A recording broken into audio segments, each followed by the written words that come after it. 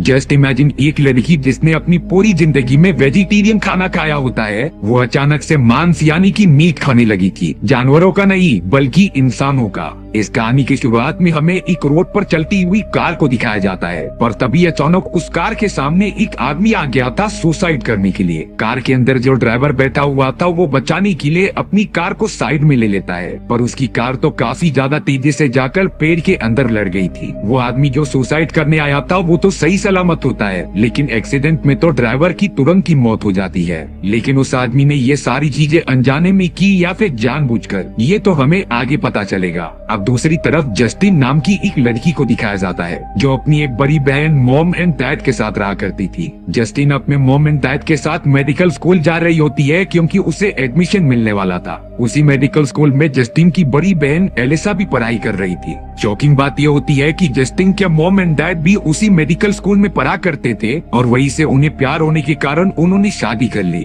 अब बारी थी जस्टिन की। रास्ते में जस्टिन अपने मॉम एंड डैड के साथ रेस्टोरेंट में रुककर कुछ खाने लग गई थी और जस्टिन के वेजिटेरियन खाने में एक छोटा सा मीट का टुकड़ा आ जाता है। जस्टिन ये बात अपनी मॉम को बता देती है। उसकी मॉम तो इस बात पर वेटर्स पे काफी ज्यादा गुस्सा होने लगी थी क्योंकि जस्टिन और उसकी पूरी फैमिली प्योर वेजिटेरियंस थी। उन्होंने नॉन वेज को आज तक हाथ भी नहीं लगाया था, तो जस्टिन की मॉम इतनी बड़ी चीज को नजरअंदाज कैसे कर देती। अब जस्टिन के मॉम एंड डैड उसे मेडिकल स्कूल लेकर आ जाते हैं। जस्टिन ने अपनी पहली रात हॉस्टल में गुजारी थी, पर तभी जॉन नाम का एक सीनियर जस्टिन के पास आकर उसे बाहर निकलने के लिए कहता है। तब जाकर पता चला कि कॉलेज में जो भी फ्रेशर्स आए हैं, सीनियर्स उनकी बहुत ही बुरी तरीके से रैगिंग करते थे। सभी लोगों के साथ जस्टिन को भी वो सारी चीजें फॉलो करनी पड़ती है जो उनके सीनियर कह रहे थे। सीनियर्स तो सारे फ्रेशर्स को अपने घुटनों के बल चलने के लिए कहते हैं और अलग अलग तरीके की चीजें कराते हैं। जस्टिन तो सिर्फ वहाँ अपनी बड़ी बहन एलिसा को ढूंढ रही थी। अब सारे फ्रेशर्स को एक बड़ी सी पार्टी में लाया जाता है जहाँ पर एक एक स्टूडेंट बहुत सारी ड्रिंक पीकर नशे में था। लकीली जस्टिन को वहीं पर अपनी बड़ी बहन मिल जाती है, लेकिन एलिसा तो पहले से बहुत ही ज्यादा बदल चुकी थी।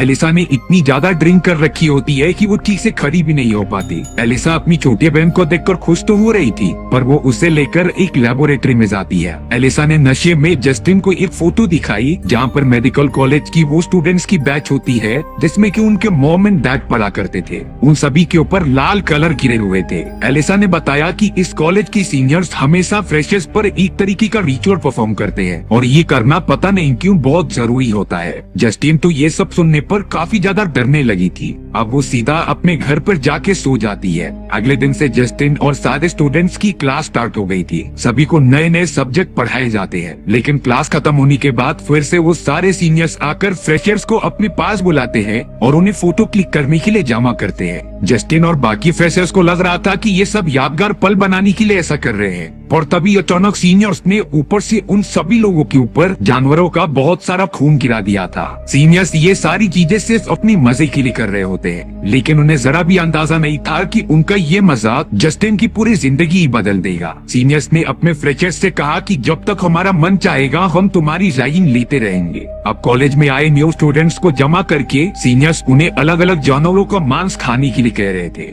या जस्टिन ये सारी चीजें खाने से मना कर रही थी क्योंकि वो प्योर वेजिटेरियन है, लेकिन ये बात सीनियर्स को बिल्कुल भी अच्छी नहीं लगी और वो शायद से जस्टिन से जबरदस्ती करना चाहते थे। पर तभी वहाँ जस्टिन की बहन एलिसा आकर वो सारे मांस को खा के दिखाती है। एलिसा भी पूरी वेजिटेरियन थी, लेकिन अब वो शायद पूरी तरीके से बदल चुकी होती है। अब यहाँ मजबूरी में जस्टिन को भी वो मांस खाना पड़ता है। उसने अपनी जिंदगी में पहली बार नॉन वेज आइटम टेस्ट किया था। हालांकि शुरुआत में जस्टिन को सब कुछ नॉर्मल लगता है और वो मांस खाने के बाद अपनी क्लास में जाकर टेस्ट देने लगी थी। जस्टिन सच में पढ़ाई में काफी अच्छी होती है, लेकिन उसे क्या पता था कि उसकी जिंदगी बदलने की शुरुआत अब से शुरू हो चुकी है। रात को सोते समय जस्टिन के बॉडी पर काफी ज्यादा जलन हुए लग जाती है। उसकी पूरी चमड़ी लाल हो गई थी। ये किसी इन्फेक्शन जैसा लग रहा था और बात कंफर्म थी कि ये सारी चीजें उन जानवरों के मांस खाने की वजह से हुई है। अगले दिन जस्टिन सीधा डॉक्टर के पास जाती है उस इन्फेक्शन को दिखाने के लिए। तब डॉक्टर चेकअप के बाद जस्टिन को बताते हैं कि तुम्हें फूड पॉइजनिंग हुआ है।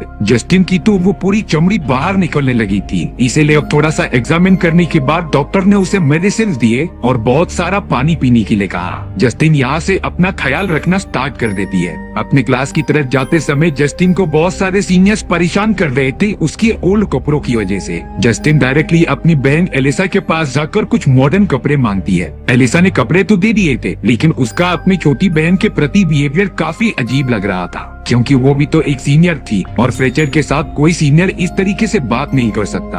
अब जस्टिन धीरे धीरे ठीक होने लगी थी। एक दिन वो अपने रूम में जॉन के साथ डिनर करने के लिए मेस में आ जाती है। उस जगह पर वेजिटेरियन और नॉन वेजिटेरियन सारे आइटम्स रखे हुए थे। जस्टिन ने अपने पेट में वेजिटेरियन खाना तो लिया, पर जैसे ही वो नॉन वेज की तरफ आती है उसे एक मीट का टुकड़ा खाने का काफी मन कर रहा था। इसीलिए जस्टिन ने उस नॉन वेज आइटम को अपनी जेब में छुपा लिया होता है, लेकिन बाद में वो पकड़ी जाती है। इसीलिए जस्टिन ने उस मीट के टुकड़ों को फेंक दिया था। यहाँ जस्टिन को पता नहीं क्यों बहुत दिनों से नॉन वेज खाने का इतना मन कर रहा था कि वो खुद को रोक ही नहीं पाती। इसीलिए अब ये बात अपने रूममेट जॉन को बताने पर वो जस्टिन को क्लास खत्म होने के बाद पास ही वाले एक छोटे से रेस्टोरेंट में लेकर जाता है। अब यहाँ बस में जाते समय जस्टिन को रोड पर एक एक्सीडेंट हुआ होता दिखाई देता है। दरअसल ये वही एक्सीडेंट होता है जैसे कि हमने कहानी की शुरुआत में देखा था। इसका एक बहुत ही गहरा कनेक्शन है जो हमें आगे पता चलेगा। अब जॉन और जस्टिन पास ही वाले एक नॉन वेज रेस्टोरेंट में आ जाते हैं, जहाँ पर जस्टिन नॉन वेज बर्गर मंगवा लेती है और उससे बहुत ही मजे से खाती है। जॉन भी जस्टिन को इस तरीके से देखकर एकदम शॉक रह गया था,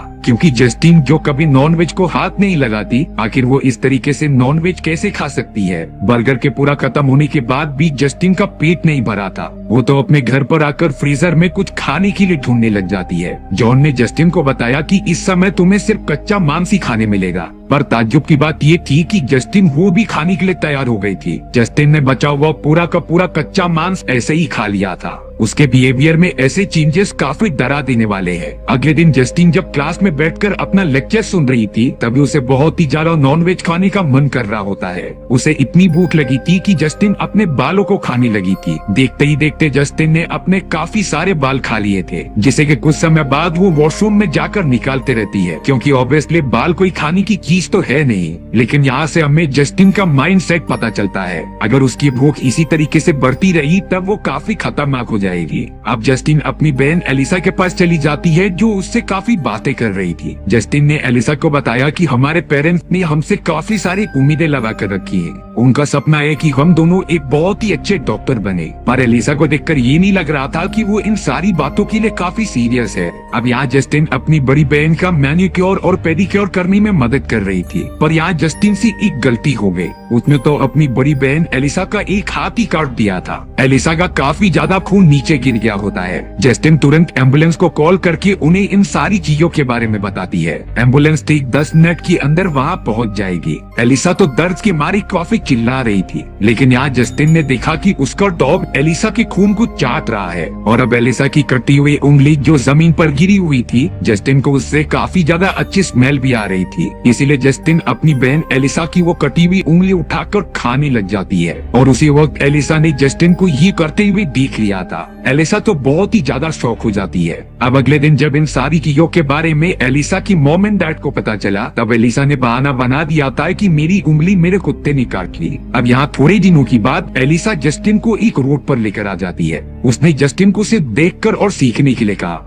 अब सामने से एक कार आ रही थी, जिसके सामने एलिसा जाकर खड़ी हो जाती है, जिससे कि एलिसा को बचाने के लिए कार ड्राइवर ने टर्न मारा और वो जाकर पेड़ से लड़ गया। ड्राइवर तो एक्सीडेंट होने के कारण मर चुका था। इसीलिए अब एलिसा जस्टिन को लेकर उस मरे हुए आदमी के पास जाती है और उसका लिटरली बॉडी का मांस खाने लग जाती है, जिससे कि हमें एक डार्क रियलिटी पता चली कि जस्टिन की ही तरह उसकी बड़ी बहन एलिसा को भी इंसानी मांस खाने की लत लग चुकी थी। एलिसा को ज्यादा मांस खाने के लिए नहीं मिला करता, इसीलिए वो ये सारी चीजें करके अपना पेट भरती थी। हालांकि जस्टिन को भी बहुत ज्यादा मन था इंसानी मांस खाने का, लेकिन वो इस तरीके से लोगों को मारकर बिल्कुल भी नहीं खाना चाहती थी। वो अपनी बड़ी बहन एलिसा पर इस बात के लिए काफी ज्यादा गुस्सा होने लग जाती है। लेकिन इसके आगे क्या हुआ? क्या जस्टिन ने अपनी बड़ी बहन को ही मार दिया, या फिर वो दोनों इसी तरीके से इंसानों को मार कर उनकी मांस खाते रहेंगे? ये हमें कहानी के दूसरे भाग में पता चलेगा। अगर आपको इस कहानी का पार्ट 2 चाहिए तब कमेंट सेक्शन में बता देना। अगर ज्यादा कमेंट आएंगे तो मैं जल्द से जल्द इसका वीडियो बनाकर अपलोड कर दूंगा। साथ ही साथ अगर आप हमारी चैनल पे नए हो तो डॉक्टर मूवी टेलर चैनल को सब्सक्राइब भी कर देना, क्योंकि मैं डेली इसी तरीके की कहानियां अपलोड करता रहता हूँ।